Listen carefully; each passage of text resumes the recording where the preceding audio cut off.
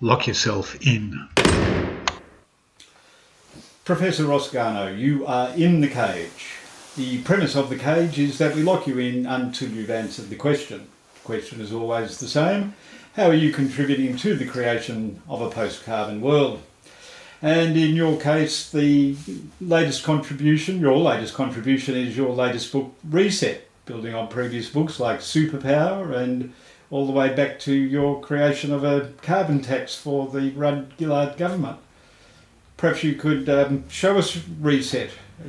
Well, I hope this will get me out of the cage this time, and I hope you'll take into account my earlier contributions. But Reset goes a step further than my last book, Superpower. Superpower told the story of how we had great economic opportunities if we embraced the zero emissions economy.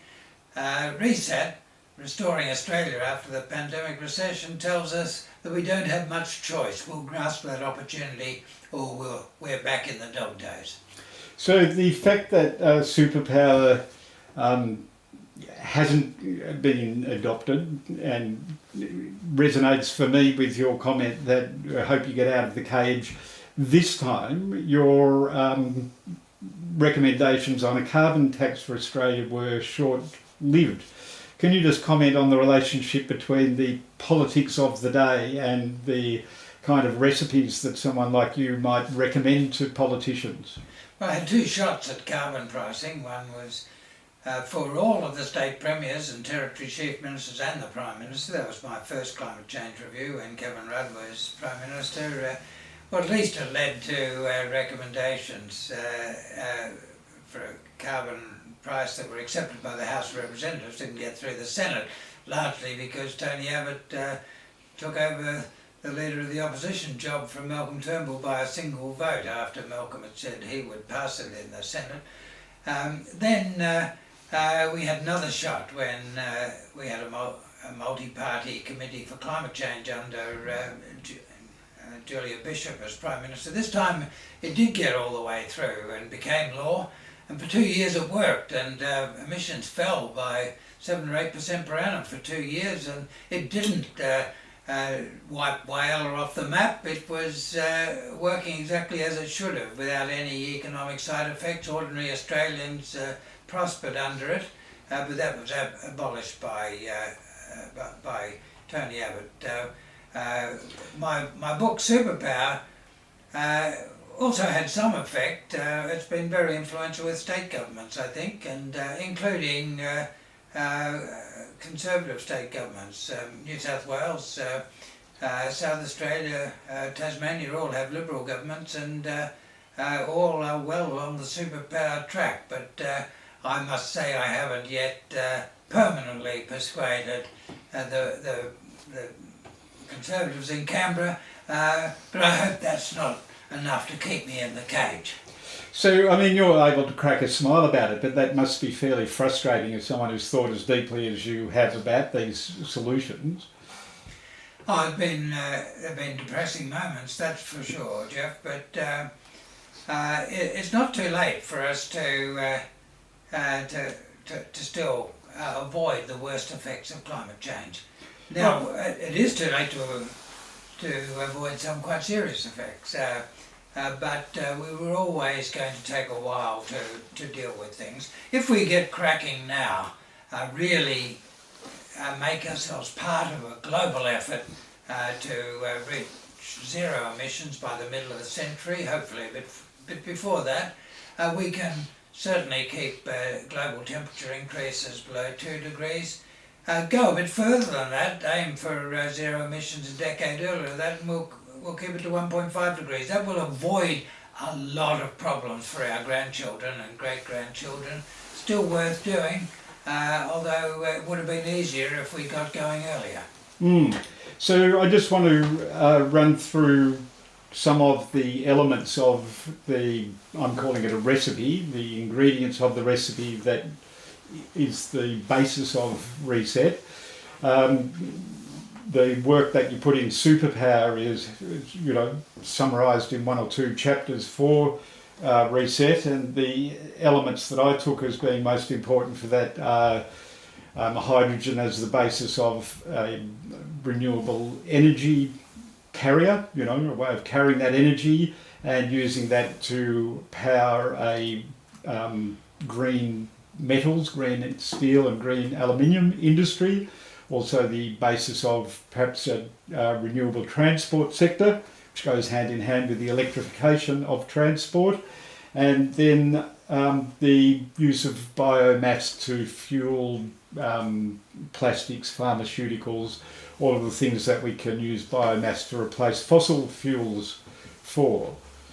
So that's a sort of very technical part of the solution and is more or less aligned with the federal government's technology roadmap. Is that true? Is that a reasonable summary? Well, you could say it's true, although of course all those ideas were out there in superpower before the Commonwealth Government's roadmap, so you could see it as them aligning themselves with superpower, but it doesn't matter which way we look at it.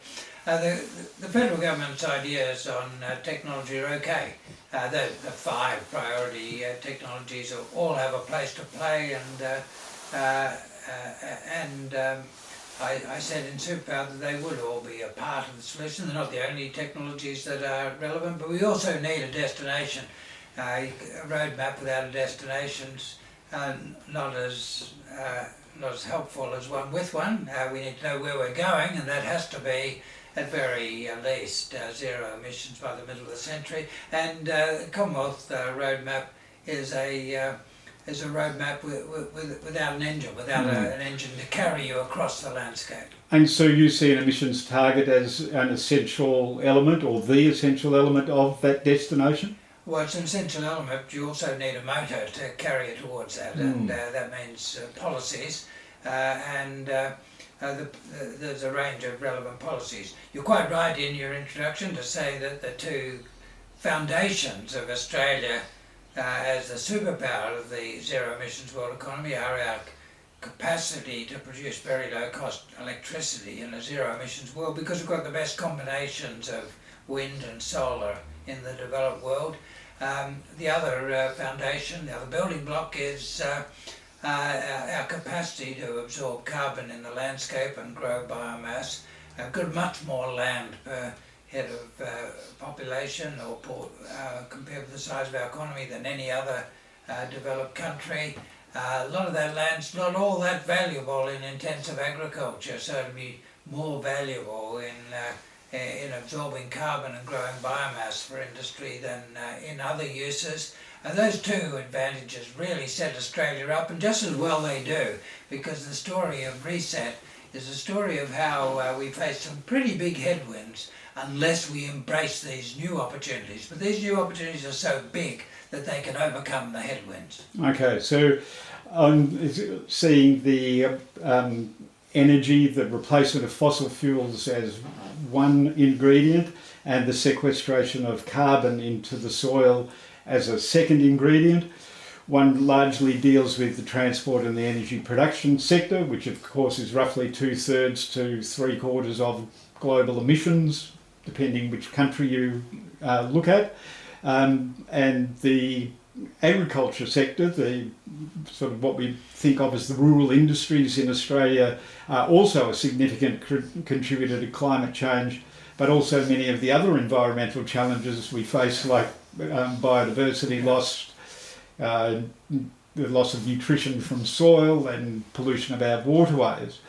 So the role of carbon in the soil and the other rural aspects that you point to in Reset can have significant impacts on some of those other problems. Do you just want to address that for a moment? Yes, I sure can. And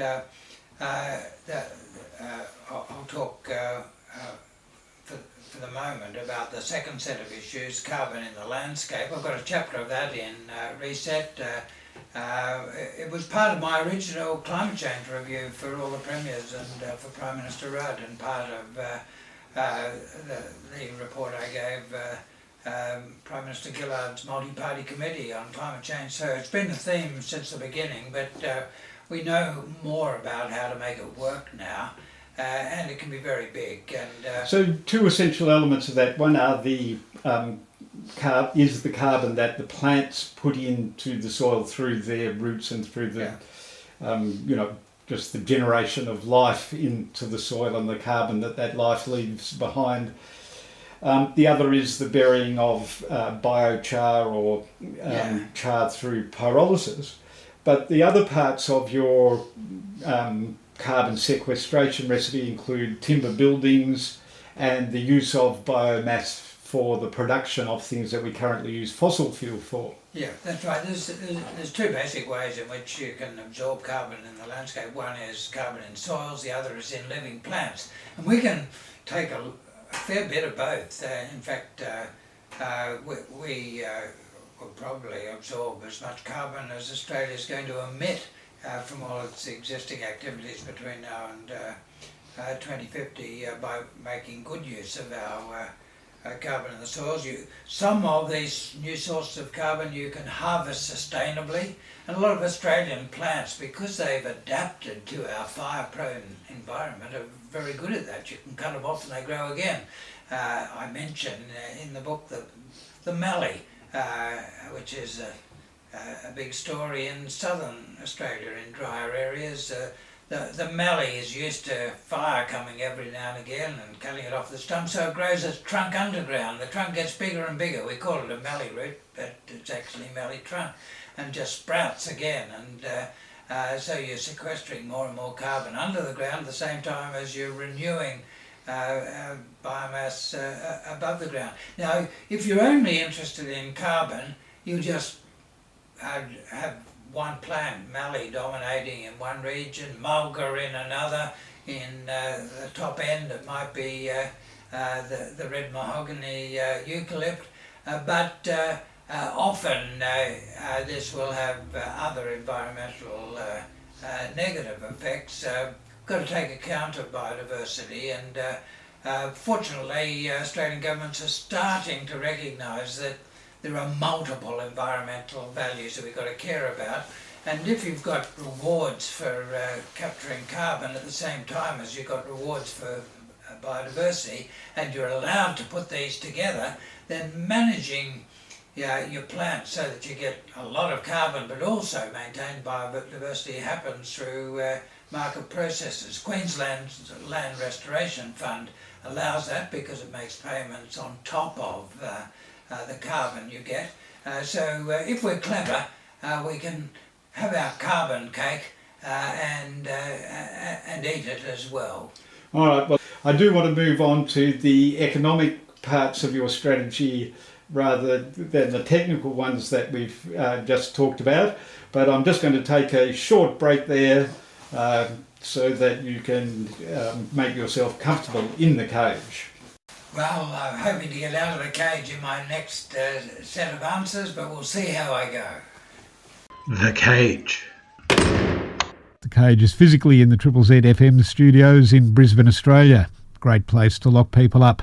Australia's an island continent as far from the North Atlantic as you can get. A colonial artefact that started life as a prison camp run by the British Navy. As a consequence, we've got refugees in gulags in the Coral Sea to teach them not to get into boats.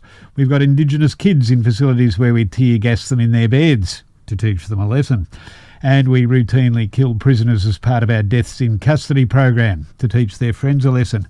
But we encourage you to come enjoy our good fresh food, our great beaches, and throw another prawn on the barbie because we're really nice to tourists. The cage. Lock yourself in. This is Geoff Ebbs. I have Ross Garnaut in the cage, and we're talking to Professor Garnaut about his new book, Reset. It's a story of how Australia can come out of the pandemic recession with full employment and rising incomes, and grasping our low carbon opportunity is the key to that. In fact, I argue that there's no alternative. The alternative to grabbing that opportunity and achieving full employment with rising incomes is return to what I call the dog days that we had before the pandemic recession. Okay, so full employment and rising incomes are economic terms. You're an economist. We've already talked about some of the technical or practical ways that we can reduce our carbon emissions and sequester carbon into the soil. So let's move on to those economic solutions.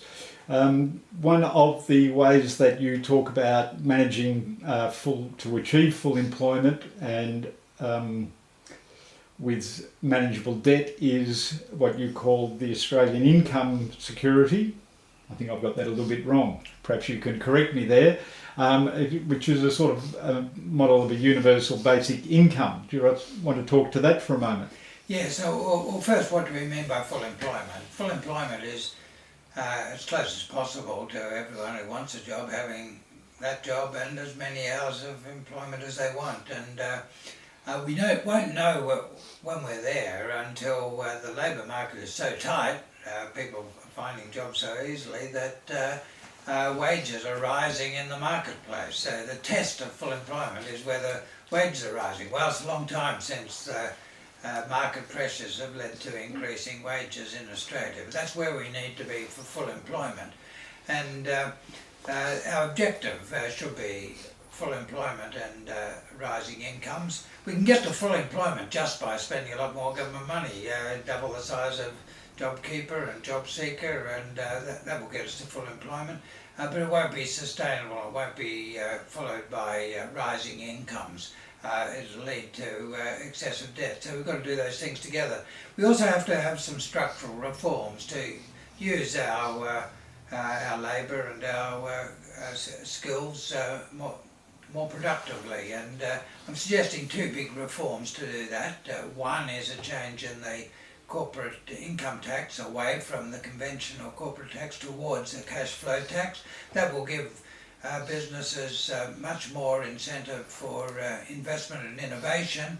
It'll take more tax away from companies that are sitting on their laurels and just living off their past. The second reform is bringing together our tax and social security system. So we've got one system and paying nearly all Australians, all except those on very high incomes and with considerable wealth, all other Australians getting a payment equal to the unemployment benefit fortnightly into their bank account, and then taxing income from the first dollar at a moderate rate, somewhere in the 30s%, and avoiding all of those poverty traps where people going from a moderate number of hours of work to full-time employment can lose most, or some cases even all, of the extra income because of losing their social security and higher taxes. We would avoid all of that.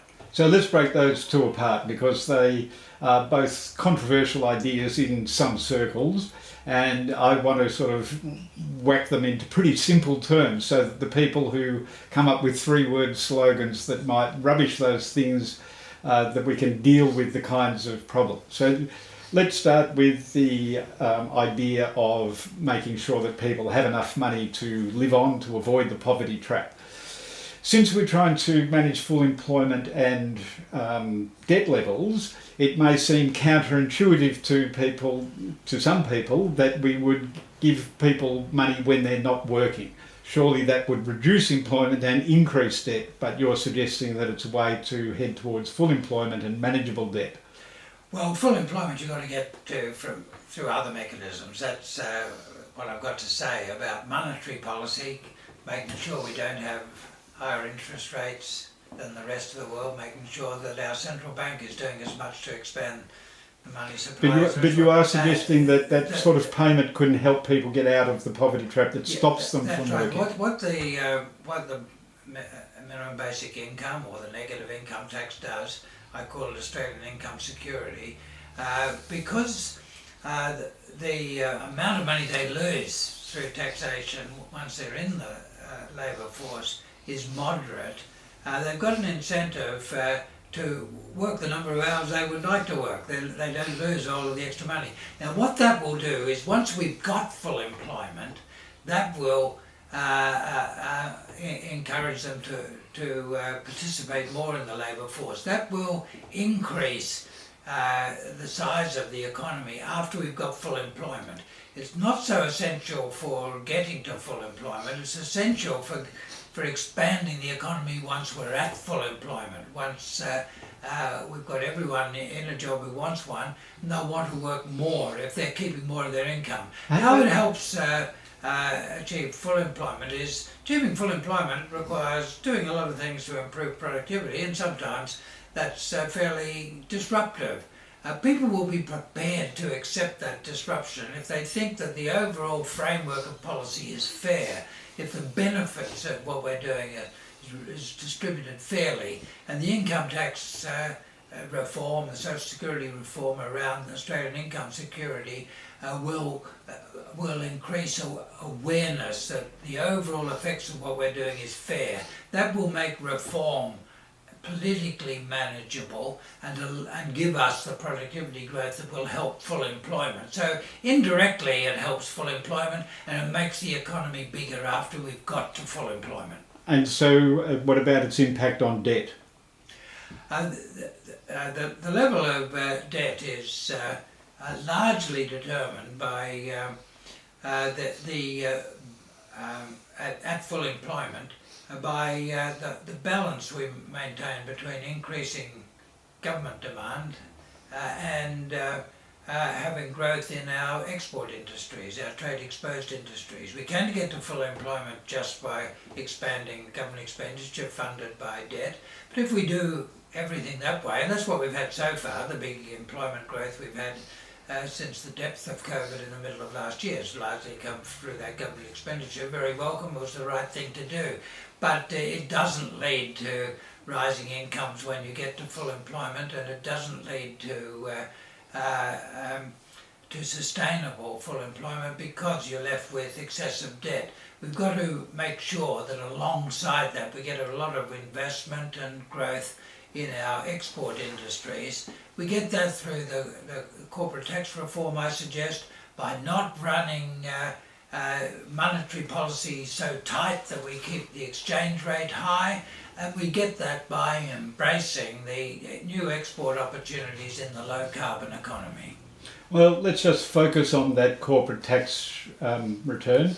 One way that I understand your notions about that corporate tax return, which I just want to check with you, is a reasonably good approximation of what you're saying, is that when we have people making money from their assets, they are essentially living or increasing their wealth based on notions of rent.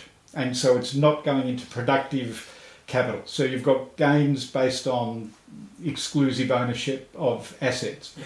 Whereas when people are generating profits and wealth for themselves out of productive investment, then they are contributing to the economy and the growth for everybody. And so some people call that rentierism, there's other names for it, but essentially we're talking about lazy money and, perhaps undeserved or unearned wealth versus productive wealth that's invested in industries that, benefit the kind of economic growth that you're saying we need to look for. I think that's a fair way of looking at it, Geoff, and I explain the story. Yeah, I got those ideas from you. in one chapter of Reset, and what we're trying to do is lighten the tax burden on businesses that are investing heavily and especially that are innovating, and increase the tax burden on the rest. We can't reduce the overall corporate tax burden. We can't afford it. We can't have a fair society that will support the reform that's necessary for full employment with rising income if we're cutting overall contributions from the corporate sector. But this tax reform will at least maintain total revenue from the corporate sector while shifting the burden away from those who are innovating and investing towards those who are sitting on their laurels. So isn't this dangerously close to a mixed economy? I mean, you're essentially an economist, not a red flag waving lefty. So How are these ideas going to go down with what we think of as the financial establishment and the conservative forces who tend to protect wealth and generating money from assets? Well, what I'm proposing is certainly consistent with a vigorous and expanding market economy. But I do say in the book we've got to strike the right balance between the market economy and services provided by government. There's no economic basis for saying that we have to keep shrinking the public sector and expanding the market part of the economy. There are some parts of the economy that work best as the market economy. Effectively, all those parts where you can have real competition. So do you think the pendulum swung as far as it's going towards the neoliberalism market? Well, I think the pendulum swung too far that way. Maybe in Australia in the early years after the Second World War it was too far the other way. I think that the reforms of the Hawke era and subsequent governments for a while in the 80s and 90s got it back in the right place. The pendulum kept swinging and it's gone too far the other way. As a result, our economic performance was weak in the 7 years before the pandemic, and we'll need the right balance between government provision and services and market provision of services to restore economic growth. You don't get good economic outcomes if you're trying to do through the market some things that are better done through the state. You need the right balance. And so looking around the world, what types of governments have got that balance right? I mean, American conservatives have criticised Europe for being social democratic and not supporting a free market. Are the Europeans closer to the kind of model that you're talking about? I think what Australia had for a while was pretty right, and through the late 80s, 90s, early in the 20th century. And while the pendulum has been swinging outside the optimal territory, it hasn't gone so far, and so we haven't damaged our society as much as the Americans or British have. And the fact that our democracy remains in a better state than them is reflected in the way we manage the pandemic better. Now, in the US, there's widespread recognition in the community that they've gone far too far towards a raw market exchange as the way of conducting economic activity, and we're seeing a big move back from that in the move from Trump to Biden. Now, the US starts in a very different place. They don't have the equivalent of Medicare. That was a big problem for them in managing COVID. Initially, to get tested, you had to pay a large amount of money that a lot of ordinary Americans couldn't afford, and that was a constraint on management of the spread of the disease. Well, we, with Medicare and basic medical services, were in a much better position to combat the virus. Of course, the biggest difference between us and America there was that our governments, federal and state, took medical science seriously, whereas Trump denied the medical science. But beyond that, the fact that we had reasonable public health systems, including Medicare, but also the public health systems administered through the states, meant that we had the wherewithal for dealing with the pandemic. The US didn't have those basic building blocks, and as a result, more people have died from COVID than died in all the foreign wars America's fought since the War of Independence. And how would you characterise Europe? Well, Europe's a different story in different places. Certainly Central Europe, Northern Europe are largely social democratic states with a much larger, proportionally larger public sector than Australia, and alongside that higher taxation. But I don't think any is a perfect model for Australia. I think we can do things better than others. I think in times past we have done things better than others. We don't have to find a foreign model that suits us. We've just got to properly analyse our circumstances, produce the best outcome for ourselves, and that's what Reset's all about. All right, well, let's take another break there, and I'll come back and talk about some of the things that I think are outside your recipe that I'd like to get your reflections on. The Generator. The Generator. The Generator News. The Generator. The Generator News. By selling off our country at inflated prices, it gives us a delusion that we're actually doing well. Energy matters. Living sustainably. A lifetime of war. Climate chaos. Local food action. The computer models used to predict climate chaos have not taken Arctic forest fires into account. A lifetime of war. Marine wash. Energy matters. Sustainable settlement. Local food. Climate chaos. The Generator. Then I knew it was not lying. Her telephones, opera house, favorite melody. You were in the cage with Geoff, Ebbs and Professor Ross Garnaut. We are talking to Professor Garnaut about his recent book, Reset. Professor Garnaut, I just want to address some things that I think are challenges to, or challenging about the ideas that you have presented. And I'm going to start with the example of using biomass, so renewable carbon as a input for things like making plastics, making fuel, perhaps making pharmaceuticals. So replacing fossil fuels with renewable biomass. We understand how it would work. The challenge, I think, is that whether it's fossil fuels or whether it's biomass, we have been creating an increasingly industrial society. So we are seeing the depopulation of the rural landscape and the creation of megacities. So I'm looking at on a global scale, not just particularly at the Australian model, although we're also seeing our rural population decline and our urban population increase in an already highly urbanised continent.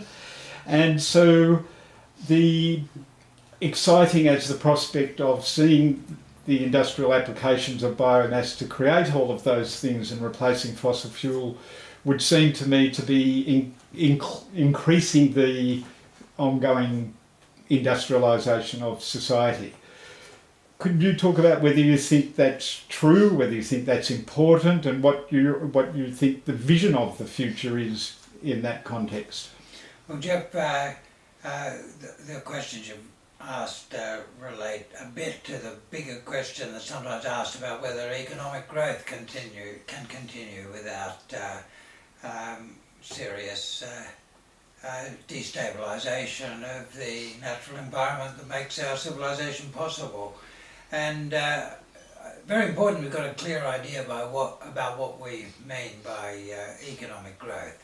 Economic growth is rising living standards. It can come from increasing the amount of capital that each person uses in what they make, how they do their work. It can increase it. It can come from improved technology, from technological change. It can come from growth of population. More or less, by definition, we can't have continued population growth forever on this finite planet. Really good news there, and it's a story of development, is wherever countries have succeeded with economic development, with rising living standards, fertility has fallen below replacement levels, to the extent that in the world outside Africa we're pretty well at zero population growth levels of fertility now, and probably heading for population decline. Unfortunately, we don't yet have the substantial growth in living standards in Africa that would do the same thing there. So fertility is still very high, population is still very high. We could end up late this century with more humans in Africa than in the rest of the world. Do you have a number for an optimum population for the planet? No, I don't have a number, but I think we'd be better off if it was declining. And the only realistic path to that is to extend to Africa the development that has raised living standards in the rest of the world. So we've got to have the economic growth at least to do that, but otherwise we won't get fertility and population decline in Africa, and therefore we won't get a cap on population in the world as a whole. But for the rest of humanity, we can have rising living standards without increased pressure on the environment. I've seen that happen myself. I've been visiting Japan professionally for more than half a century, and when I first started going to Japan, late 60s, early 70s, the air of Japan was more polluted than in the big cities than anywhere on earth. Tokyo, however, didn't have a living fish in it. From the suburbs of Tokyo, you couldn't see Mount Fuji on any sort of day, in any sort of weather. Well, that's all changed, and Japan's much richer now.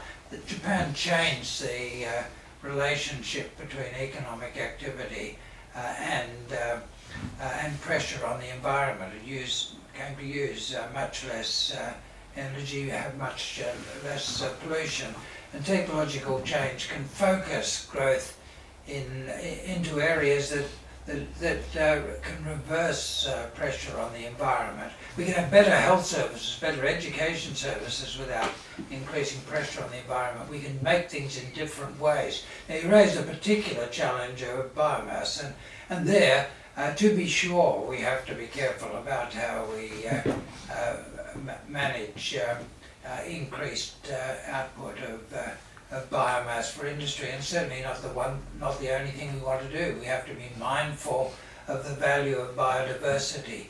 We have to be mindful of the value of carbon in the soils and in living plants. That's going to be an important part of the achievement of zero net emissions in the world as a whole. But there are ways that we can look after those interests and also have sustainable production of biomass, especially if we're avoiding use of land profligately in many of the ways that we use it now. So I think we can radically change the nature between human living standards, including quality of education services, health standards, and pressures on the environment.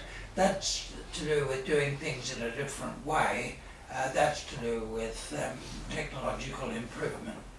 Okay, so there's quite a lot of things in there that I'd like to unpack. So I'm going to start with a few quick, easy ones.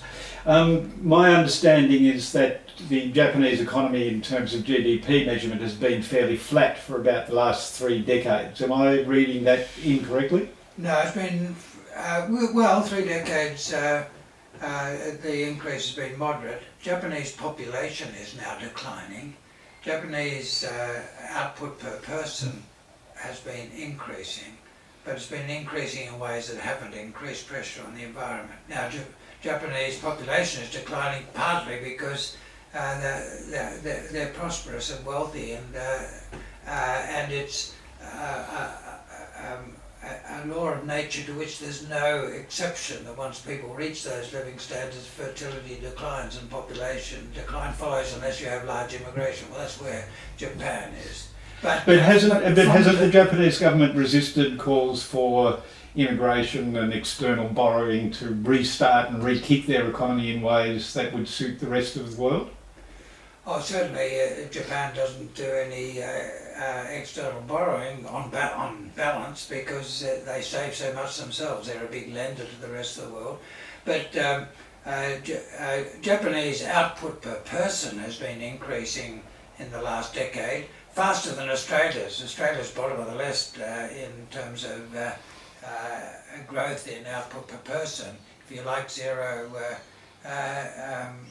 growth in living standards, then Australia's top of the developed country tree in the 7 years before the pandemic recession. Unfortunately, the people who suffered that stagnation of living standards were mainly Australians on low incomes, but Japan's had some increase in average output, but it's done that in ways that have reduced pressure on the environment. So some of those ways are technology, so we need to talk about the role of technology and the impact equals population times affluence times technology equation. And so that goes to the decoupling issue. But before we jump to that, I just want to talk about the role of increasing our living standards through things like education or entertainment, the other things that you talked about, us being able to buy and sell. Yeah. Rather than things. We've got enough things, we've got enough stuff in our homes, we don't need more of that, but we might want to, buy services and education, knowledge. Yeah. I'm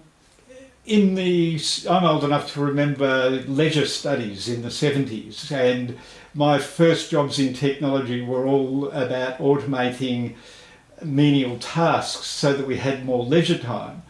But the need for economic growth has made us sort of see that we wanted to work harder instead of having more leisure time. When we talk about buying services and buying education and buying entertainment, we're sort of combining leisure and economic growth. Could you just talk to that issue? Yeah, if you go back nearly 100 years, John Maynard Keynes, I think the most important public intellectual of the 20th century, wrote an essay for his students in Cambridge in the early 1930s called The Economics of Our Grandchildren. That was 1931. He said in 100 years' time, capital will be abundant,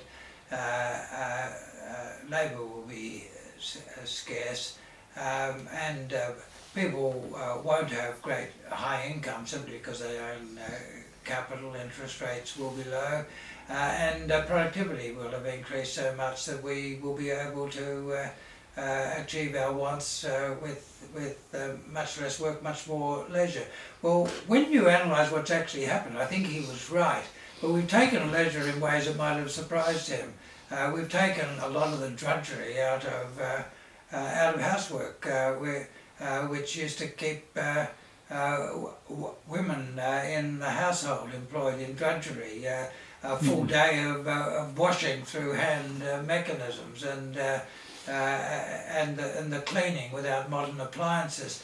So we've chosen now today a lot more women participate in the labour force in ways that give them a lot more freedom and a lot more satisfaction, certainly a lot more choice. That they've chosen to use freedom from the old household drudgery to enter employment in other ways. I think when you break it all down, there is less really difficult, heavy work. We work hard to buy to earn the money to buy a daily cup of coffee when we once would have made that ourselves. A lot of the transfers are rather complicated ones, but when you look at how we use our time, there's a lot less drudge and drudge work.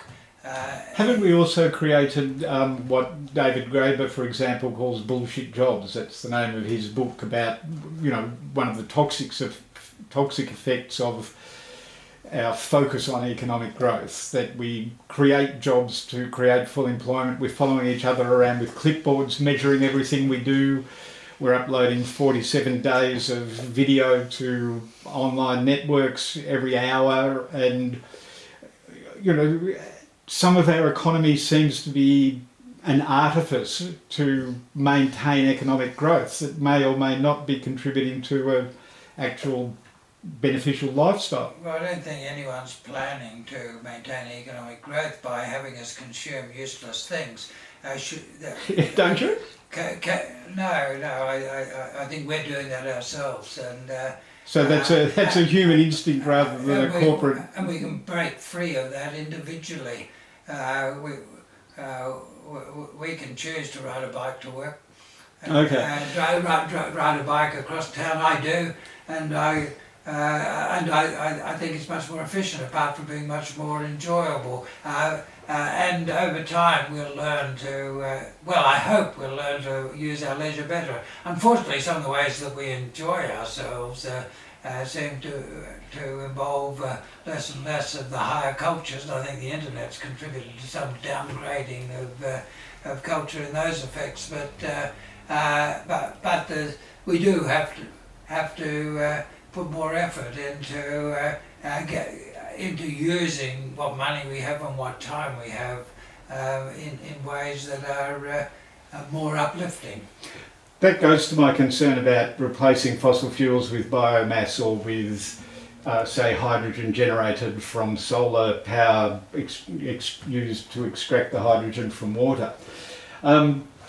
We can decouple the economic growth from those carbon emitting exercises if that's our focus, but that doesn't necessarily mean that we're creating a better lifestyle. If we're all slaves to the economy and we're on a treadmill living in mega cities and wilderness becomes a sort of theme park that we go and play in at certain times, I'm not sure that that's a picture of a future that everyone would welcome. I'm thinking of Tim Flannery's book about Europe recently, where he was talking about the rewilding of Europe due to the increased productivity and efficiency in some of the ways that I think are similar to what you're proposing. But some of the critics of that scenario have said, yes, well, that depends on the raping and pillaging that European countries do on other continents. You know, they're getting their biofuel from Africa and so on. Yeah, well, for a start, I don't think biofuel makes much sense. You can produce energy much more cheaply by using the sun and the wind and storing it when you need to in a battery or a couple of dams away from rivers. Bioplastics and pharmaceuticals as well. Bioplastics, yes. There are some sources of plastics and petrochemicals that can be made without using biomass, but there'll be some of the things that we want to consume and that have a valid place in a good human life will require hydrocarbons of the kind that can only come from fossil fuels or biomass. I think we can produce those consistently with the rewilding of Europe. You can rewild Europe and have sustainable harvesting of some products, and I don't think that that the good living standard that Europe has today does depend on pillaging the rest of the earth, and as time goes on we'll become better and better at doing getting what we need in other ways. Take, for example, the satisfactions that 90% of humans get from eating meat in some form. We can now enjoy meat without having the intermediary of the cow, at least the same nutrients and comparable taste, and you'll be able to get that with probably a seventh of the pressure on land that you get from growing cattle or sheep. A combination of that and changing tastes will radically change the relationship between the satisfaction we get from eating and pressure on the environment. Yes, well, I won't labour the point about whether that's a science fiction world that people do or don't want to live in, because that's where I was going and you've answered that.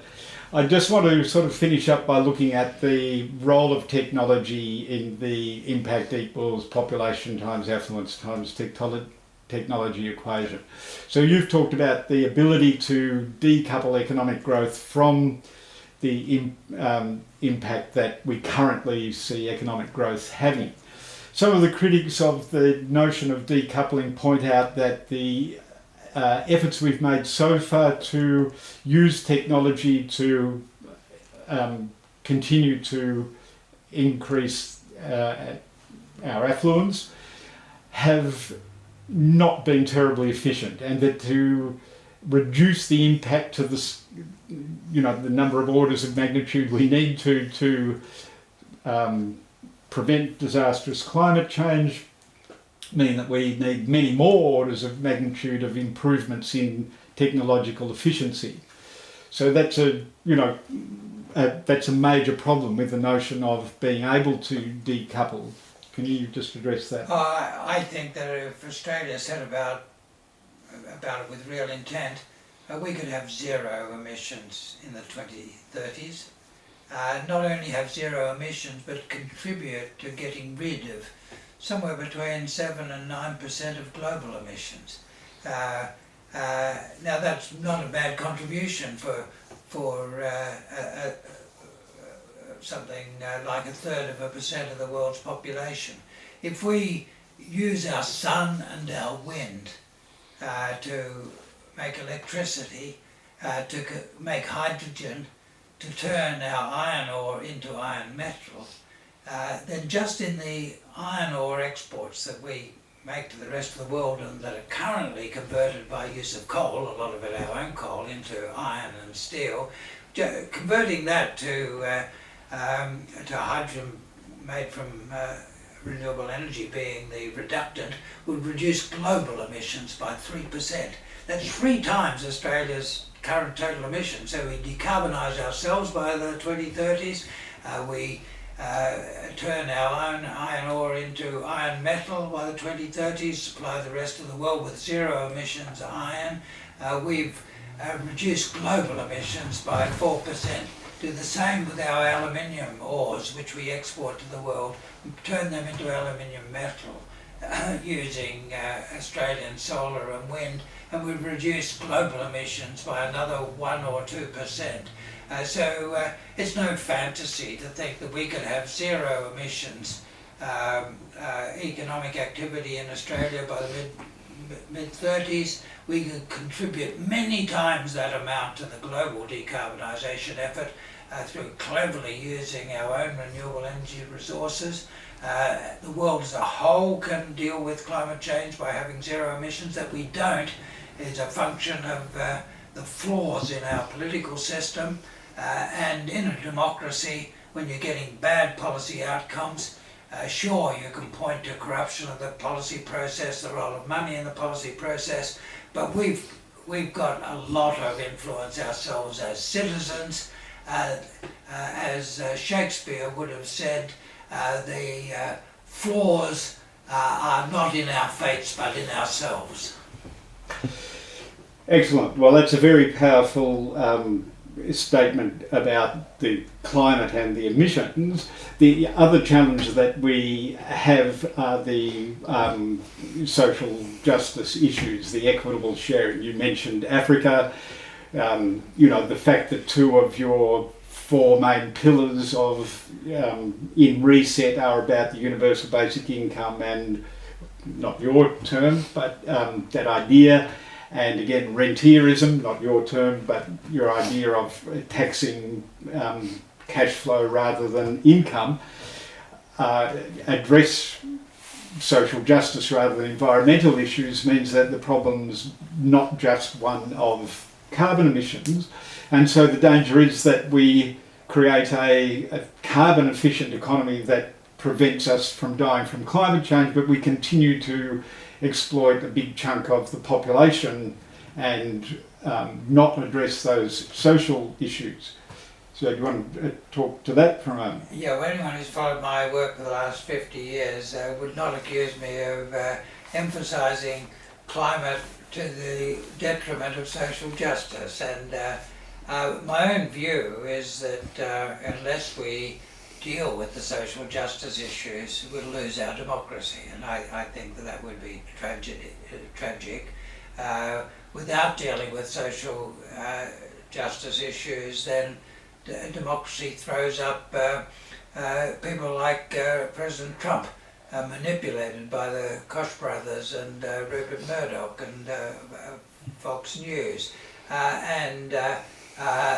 and it's only a matter of time that democracy loses out in systemic competition with authoritarian regimes that have very damaging effects on many values that are hugely important to us, but nevertheless don't have some of the detrimental effects on ordinary people that a continuation of Trump-like control of the democratic process would have.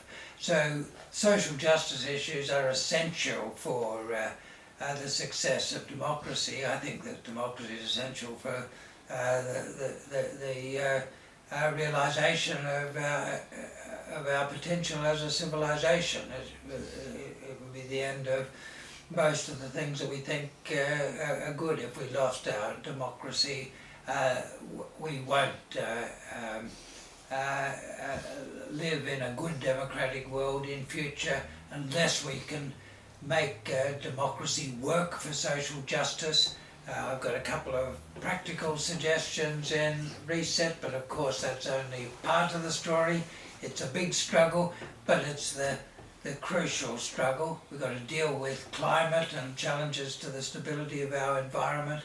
We've got to deal with social justice, and both of those things are conditions for the continued success of our democracy and the preservation of democratic freedoms. Well, on that note, Professor Garnaut, I think we'll release you from the cage. Phew, I was worried there for a while with all your hard questions, but glad I made it.